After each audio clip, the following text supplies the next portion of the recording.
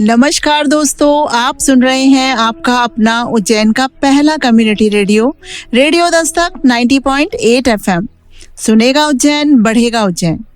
मैं हूं आपके साथ आपकी दोस्त सौम्या। आप सुन रहे हैं कार्यक्रम मन की कलम से। मैं उज्जैन के प्रसिद्ध रचनाकारों की स्वरचित रचनाएं, उन्हीं की जुबानी। दोस्तों, आज मन की कलम से के एपिसोड में हम रूबरू होने जा रहे हैं मालवा की साहित्य प्रतिभा राजेश सक्सेना जी से। राजेश सक्सेना जी, आपका रेडियो दस्तक 90.8 एफएम के स्टूडियो में स्वागत है। तो दोस्तों, आइए सुनते हैं राजेश सक्सेना जी की पहली काव्य रचना, जिसका शीर्षक है दादी की कंठी।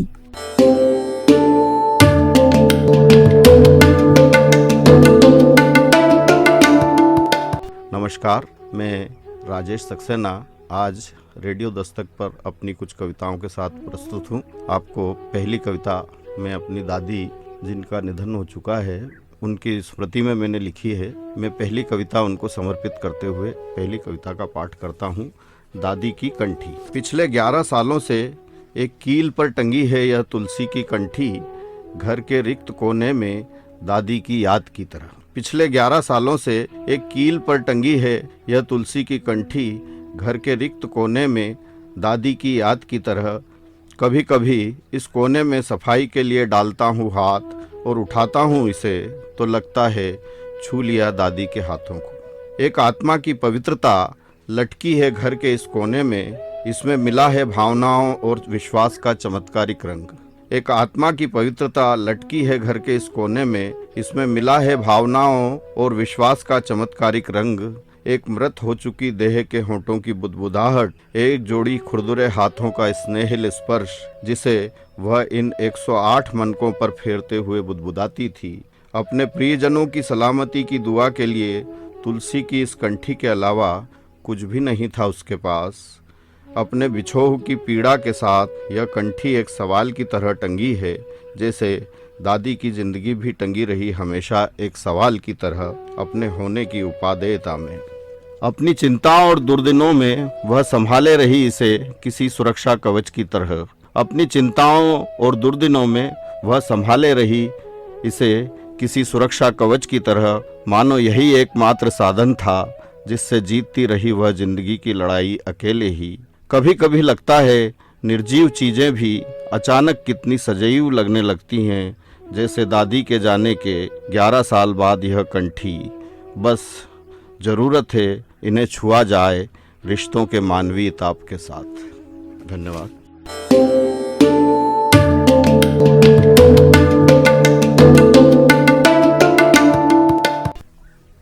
आप सुन रहे हैं आपका अपना उज्जैन का पहला community radio radio Dastak 90.8 FM.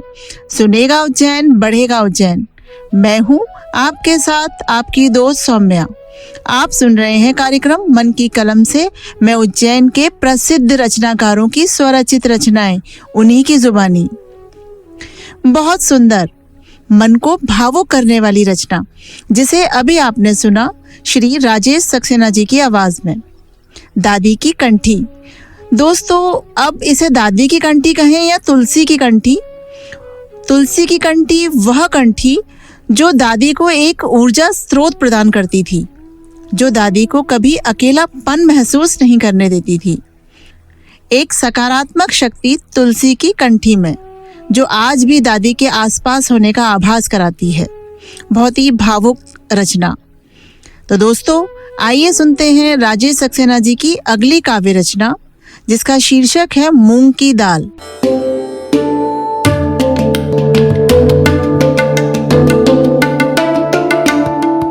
दूसरी कविता भी दादी की पसंद की मूंग की दाल को लेकर है। दूसरी कविता का शीर्षक है मूंग की दाल। मूंग की दाल खाते वक्त हमेशा मेरे साथ रहती है दादी। मूंग की दाल खाते वक्त हमेशा मेरे साथ रहती है दादी, जिनकी पसंद से कभी कभार यह बनती थी हमारे घरों में। हालांकि तब हम भाई बहनों को बिल्कुल नहीं भाती थी। 45 पार होने के बाद जब देह ने तय किया उम्र का एक पड़ाव और पहली बार बढ़ा जब रक्तचाप, तो जाना दबाव के विरुद्ध हृदय की निस्सहायता को। डॉक्टरों ने दी मूंग की दाल खाने की सलाह, तब समझ पाया दादी की दुनिया का स्वाद। आज जब दादी नहीं है और मूंग की दाल मेरी थाली में रखी है तो लगता है मेरे आसपास से कहीं प्रकट होकर आ जाएगी दादी मेरे स्वाद में अपना स्वाद देखने।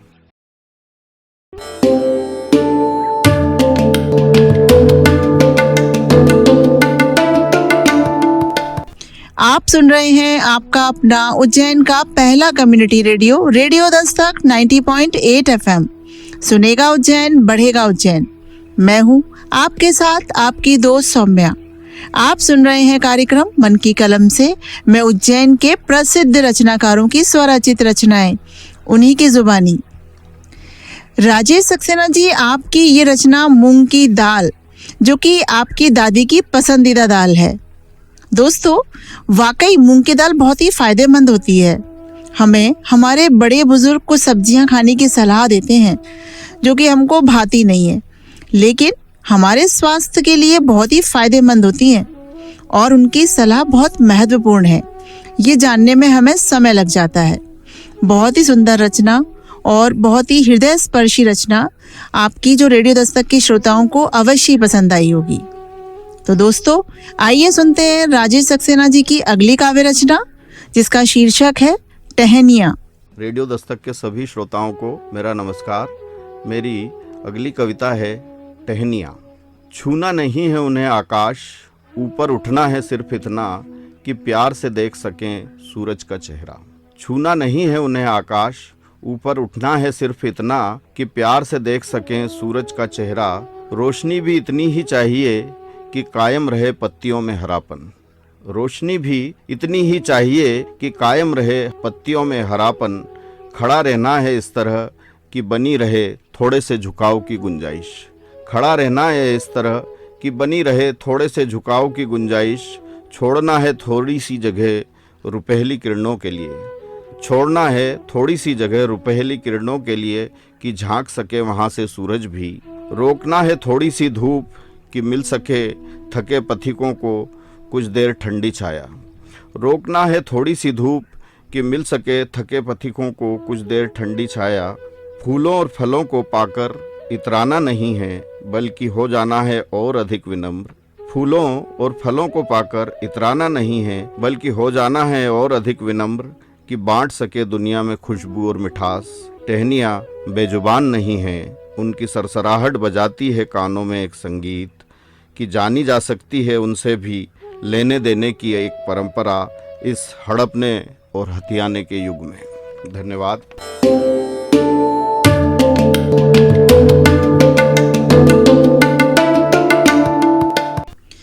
आप सुन रहे हैं आपका अपना उज्जैन का पहला community radio radio Dastak 90.8 FM. सुनेगा उज्जैन बढ़ेगा उज्जैन। मैं हूं आपके साथ आपकी दोस्त सौम्या। आप सुन रहे हैं कार्यक्रम मन की कलम से। मैं उज्जैन के प्रसिद्ध रचनाकारों की स्वरचित रचनाएं उन्हीं की जुबानी।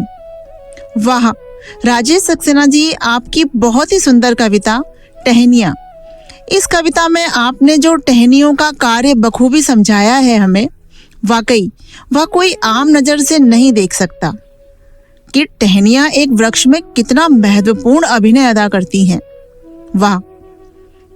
आइए दोस्तों, सुनते हैं राजेश सक्सेना जी की अगली काव्य रचना पानी की बूंदें। रेडियो दस्तक के सभी श्रोताओं को मेरा नमस्कार। मेरी अगली कविता है पानी की बूंदें। पानी की बूंदें जितनी गोल दिखाई देती हैं दरअसल उतनी गोल होती नहीं हैं। पानी की बूंदें जितनी गोल दिखाई देती हैं दरअसल उतनी गोल होती नहीं हैं। अपने तनाव के अंतिम बिंदु पर जाकर वे आ जाती हैं एक रेखीय आकार में। अपने तनाव के अंतिम बिंदु पर जाकर वे आ जाती हैं एक रेखीय आकार में। परिधि को तोड़कर आगे बढ़ने की उनकी प्रगतिशीलता उन्हें मुक्त करती है अपनी जड़ता से। परिधि को तोड़कर आगे बढ़ने की उनकी प्रगतिशीलता उन्हें मुक्त करती है अपनी जड़ता से और इस तरह अपने स्वरूप और स्वभाव को व्यापक बनाते हुए वे सीख जाती हैं बहना। चुपचाप भले ही बैठ जाती हों वे नरम पत्तियों, फूलों और दूब की गोद में। चुपचाप भले ही बैठ जाती हों वे नरम पत्तियों, फूलों और दूब की गोद में, पर अपनी सघन तरलता से वे चीर सकती है पहाड़ों की छाती भी। पर अपनी सघन तरलता से वे चीर सकती है पहाड़ों की छाती भी। धरती की तरफ दौड़ने की उनकी मासूम चाहत से दुनिया में कायम है हरापन। धरती की तरफ दौड़ने की उनकी मासूम चाहत से कायम है दुनिया में हरापन। उनकी ऊर्जा और आवेग से जीती जा सकती है अंधेरे के खिलाफ रोशनी की जंग। इन्हें टपकते, तोड़ते, बैठते और बहते हुए देख हमें याद आती है अपने भीतर जमा पानी की बूंदों की, जो लगातार बदल रही है आजकल सख्त, सर्द और सफ़ेद बर्फ की शक्ल में। धन्यवाद।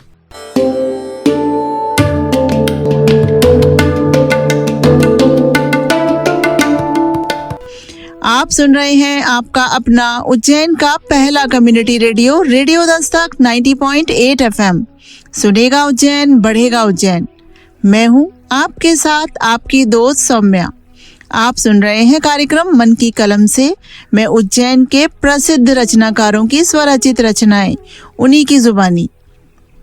बहुत ही अद्भुत रचना। दोस्तों, राजेश जी, यह कविता सुनकर मुझे एक कहावत याद आ रही है कि बूंद बूंद से घड़ा भरता है। कुछ उन्हीं बूंदों को प्रकाशित करती आपकी कविता कि किस तरह पानी की बूंद अपना स्वरूप बदलकर नदी, तालाब या विशाल सागर में तब्दील हो जाती है। तो दोस्तों, बहुत सुंदर रचना जिसे अभी आपने सुना राजेश सक्सेना जी की आवाज में। आइए सुनते हैं राजेश सक्सेना जी की अगली काव्य रचना, बांस के पेड़। रेडियो दस्तक के सभी श्रोताओं को मेरा नमस्कार।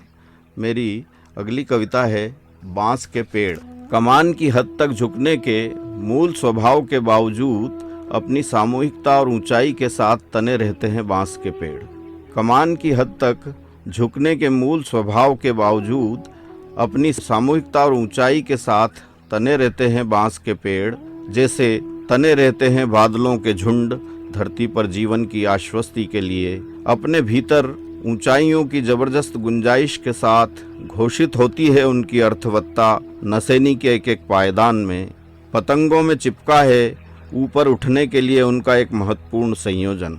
पतंगों में चिपका है ऊपर उठने के लिए उनका एक महत्वपूर्ण संयोजन, जिसे देखकर याद आती है ईसा मसीह के ऊंचा उठने की। ऊंचा उठने की यातना जानी जा सकती है ऊंचा उठकर ही, जैसे जानी थी पांडवों ने हिमालय चढ़कर। जैसे जानता है बांस का पेड़ अपनी जाति, जगह और वंश से कटकर बांसुरी बन देह छिदवाने के जोखिम का दर्द कि भीतर जिसके फूंके जाने से बहने लगती है सप्त स्वरों की मधुर तान। घरों में प्रवेश कर गया है इन दिनों अब बांस का एक बोनसाई जंगल, जिसका पानी बदलते हुए होता रहेगा यह एहसास कि तय होगी एक दिन अनंत ऊंचाइयों की यात्रा भी बांस पर लेट कर ही। धन्यवाद। आप सुन रहे हैं आपका अपना उज्जैन का पहला community radio, radio Dastak 90.8 FM। सुनेगा उज्जैन, बढ़ेगा उज्जैन। मैं हूं आपके साथ आपकी दोस्त सौम्या। आप सुन रहे हैं कार्यक्रम मन की कलम से। मैं उज्जैन के प्रसिद्ध रचनाकारों की स्वरचित रचनाएं, उन्हीं की जुबानी। राजेश सक्सेना जी, आपकी ये रचना बांस का पेड़ उस बांस के पेड़ की परिपक्वता को दर्शाती है जो ऊंचाइयों पर होने के बावजूद भी प्यार से नम जाने की अदा को नहीं भूलता। किस तरह वह दर्द सहकर भी मुरली बन जाता है, जिसके भीतर श्वास प्रवाह कर मधुर तानों में परिवर्तित हो जाती है। बहुत ही खूबसूरत रचना। तो दोस्तों, मन की कलम से कार्यक्रम के आज के एपिसोड में हमने सुनी राजेश सक्सेना जी की बहुत ही सुंदर और भावुक कविताएं, जो हमें एक सकारात्मक सोच प्रदान करती हैं, हमारे दृष्टिकोण को एक साफ नजर प्रदान करती हैं। राजेश जी, आपका बहुत बहुत धन्यवाद कि आपने इन बहुमूल्य रचनाओं को हमारे रेडियो दस्तक के श्रोताओं के साथ साझा किया। तो दोस्तों, अब समय है आपसे विदा लेने का। हम पुनः आपकी सेवा में हाजिर होंगे लेकर कार्यक्रम मन की कलम से, और सुनाते रहेंगे राजेश सक्सेना जी की अन्य रचनाओं को। दोस्तों, आपको आज का ये कार्यक्रम कैसा लगा, इस संबंध में आप अपनी प्रतिक्रिया अवश्य व्यक्त करें। आपके मन में यदि कार्यक्रम से संबंधित कोई पोस्ट या कोई सुझाव आप देना चाहते हैं, तो आप रेडियो दस्तक के व्हाट्सएप नंबर 9406894068 पर हमसे संपर्क कर सकते हैं। रेडियो दस्तक 90.8 एफएम से जुड़ी सभी अपडेट के लिए आप हमारे social media account Instagram, share chat, Facebook और ट्विटर पर भी हमसे जुड़ सकते हैं, जहां आपको कार्यक्रमों संबंधी अन्य जानकारियां भी मिलती रहेंगी। दोस्तों, अब समय है विदा लेने का। अब अपनी दोस्त सौम्या को इजाजत दीजिए, लेकिन कहीं मत जाइए, सुनते रहिए आपका अपना रेडियो दस्तक 90.8 एफएम। सुनेगा उज्जैन, बढ़ेगा उज्जैन।